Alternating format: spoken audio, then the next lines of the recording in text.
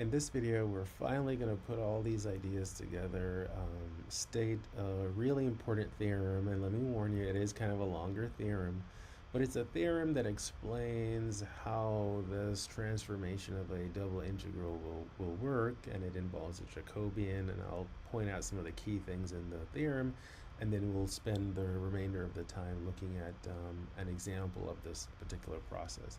So let me go ahead and state the theorem. Now, I have it already on my clipboard, so I'm just going to paste it and then I'm going to talk it through and then we will apply it. So here's the theorem, right? And it says if we have a transformation, and notice this transformation, it involves our four pair of variables, the x and y, that's the ordered pair in the xy plane, and then we have this new pair of variables u and v. So we have this type of transformation, and notice that it's set up in such a way that we've written x in terms of u and v and y in terms of u and v. That's what these two equations are saying. And then this transformation, it maps regions from one plane to the next, right? And we saw this previously, turning circles into lines and so forth. And here are some technical things that we need in order for the theorem to work. If the Jacobian is not equal to 0 and does not change sign in these regions, in other words, the Jacobian is always positive or always negative. That's what that last line is saying. And again, there are some technical reasons for that. Here is the big theorem. So on the left, we have a standard double integral in terms of x and y. The only thing that's new here is that I put the subscript xy just to indicate that this region is in the xy plane. And then similarly, by the differential, I put the differential xy as a subscript, just indicating that everything on this side is in terms of x and y. And then on the right side now, if you notice what happens, we replace x with the x equation, so that's right here. We replace y with the y equation, that's right here. And then here is the Jacobian, it's just extra term. And then we have that we're now integrating our new double integral is in terms of u and v, hence these subscripts on this side, right? So there's a lot going on here, but it gives us a way of changing these double integrals, hopefully, to something easier. One last thing I'll say is if you notice, there are double bars around the Jacobian right here. These double bars represent the absolute value, right? Unlike the previous context where we used absolute values to represent a determinant, that's always in the context of when you have matrices. But here, the Jacobian itself is not a matrix, right? You're taking the absolute value of this Jacobian, all right? Okay, so let's take an example, look at an example of this, right? And here's what I'm going to do. I'm going to state it without drawing any pictures, but then we're going to end up drawing lots of pictures. So to be able to represent what is given symbolically or using equations, can we do this? Let's get a visual of what's going on and then apply this process. So here's the double integral that we're going to evaluate. So it's x minus y over x plus y dA, and then, there's our r. So let me describe what r is. So r is the region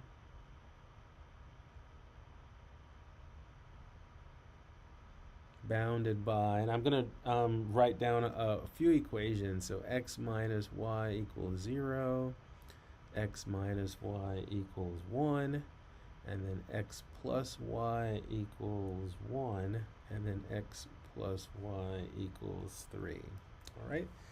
Okay. So on the surface, nothing here looks terribly complicated, right? The function seems pretty straightforward. Yes, we know that division can often make integration a little bit more challenging, but still our function doesn't look too bad here. And then the region, these just look like a bunch of lines. So let's actually visualize what this region is by doing a sketch. Now, in order to sketch these lines, it's helpful to write them in probably what's our most familiar form as far as sketching is concerned. So I'm going to take each of these equations and I'm going to solve for y. So for instance, this equation tells me that y is equal to x. And then this equation here tells me that y is equal to x minus 1. And then this equation right here, again, if I solve for y, I'll get that y is equal to negative x plus 1. And then if I solve this equation for y, I'll get that y is equal to negative x plus 3. And the interesting thing about these pairs of lines is that these two here are parallel lines. They have a slope of 1. And these two lines are also parallel lines. They have a slope of negative 1. So let's sketch them. And again, if you'd like to, maybe pause the video and sketch them on your own, it's not difficult to sketch any one of these things. It's just a matter of putting it all together. So let me sketch the region in the XY plane right here. So just kind of looking at the numbers, let me get a couple of tick marks. Let's say 4 should be good. Right. So the line y equals x is roughly right there. The line y equals x minus 1 is roughly right there. And then the line negative x plus 1, that would be, so sloping downwards, so kind of like this. And then negative x plus 3, so just move this up 2 units, so kind of like that, right? So what we have, it's a little tiny, right? But that's our region. And it turns out that when you look at it, it looks like a rectangular region, but it's been rotated. So it almost looks like a diamond more than a rectangle. And even though it's pretty simple, if we were to take our techniques and try to do this as either a type 1 or a type 2 double integral, the integrals, we would have to use multiple integrals, that's one thing, and the limits of integration wouldn't be that nice.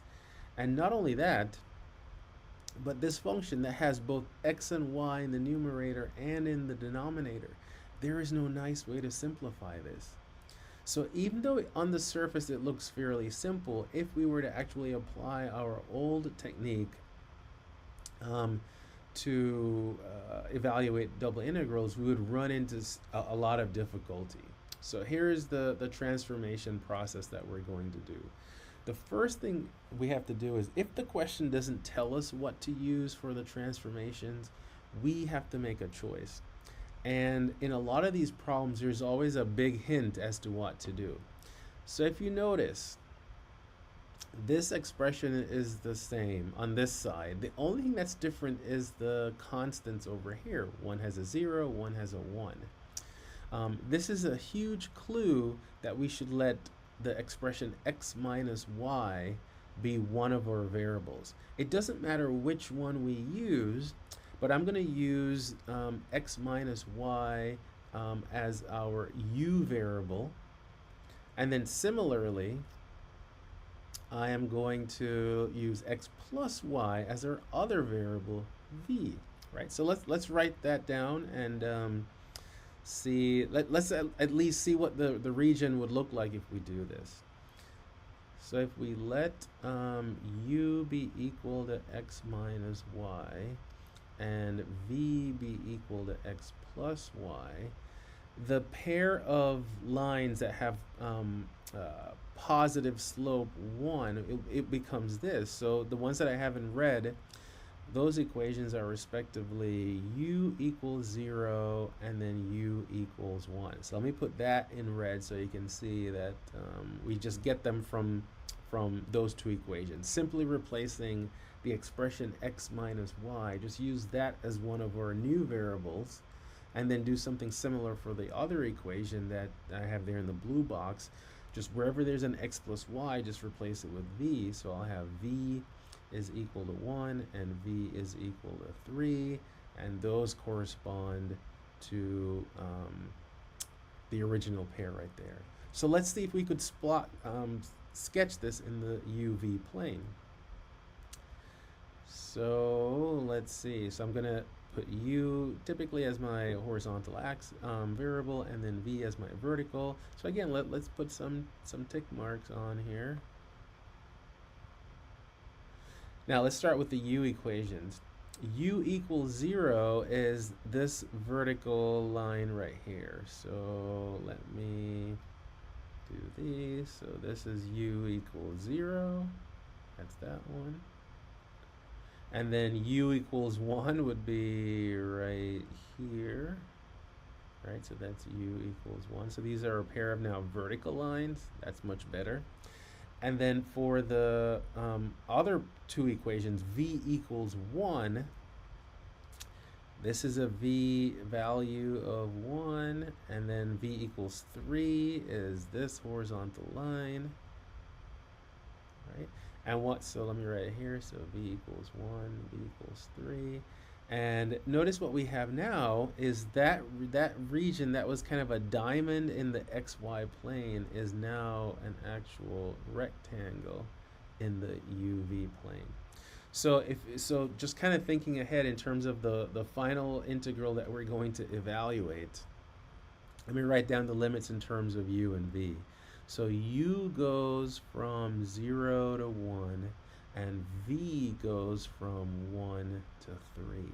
And these are now rectangular region, all our limits here are constants, so we have a nice rectangular region. Okay, so we have the new region in the UV plane. Next up, we want to see about the Jacobian, and this is the part where you might end up doing a little bit more algebra. But if we look at the equations, so u equals x minus y and v equals x plus y. The way the Jacobian was defined, let me write it down over here as a reminder. It is the determinant of, we need the partial derivative of x with respect to u, and x with respect to v, and y with respect to u, and y with respect to v. But right now, we don't have the equations in the form x equals or y equals. Not only that, that was a part of our theorem, right?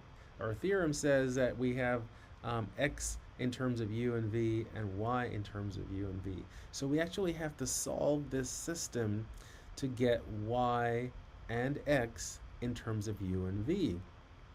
So I'm going to do a little bit of algebra here to solve for x and y. What I'm going to do is first add these two equations. This will eliminate the y's. So I will have u plus v is equal to 2x. And then I'm going to divide both sides by 2. So here we go. So x is 1/2 of u plus 1/2 of v. Now to solve for y, because I need to get the y equation as well, I could do something similar, or I could then take what I know for x and plug in into any one of these equations and solve for y. Let's say we were to do that. Let's take this second equation here. I'm going to solve it for y, so y is v minus x. I know what x is in terms of u and v, so take this expression for x, plug it in right here, so we'll get that y is v minus the quantity 1/2 u plus 1/2 v. And then if I simplify this, I'll have that y is negative 1/2 u, and then I have v minus 1/2 v, so that leaves a positive 1/2 v. So that's our y equation. All right. So now that I have my equations in terms of x and y, I can apply my Jacobian formula, right? So let's write down what the Jacobian is. It is the determinant, so the partial derivative of x with respect to u is 1/2, because this 1/2 v is treated as a constant, and since it's an additive constant, it goes away. The partial derivative of x with respect to v, that's also 1/2. And then similarly, the partial derivative of y with respect to u, that's negative 1/2. And the partial derivative of y with respect to v is a positive 1/2.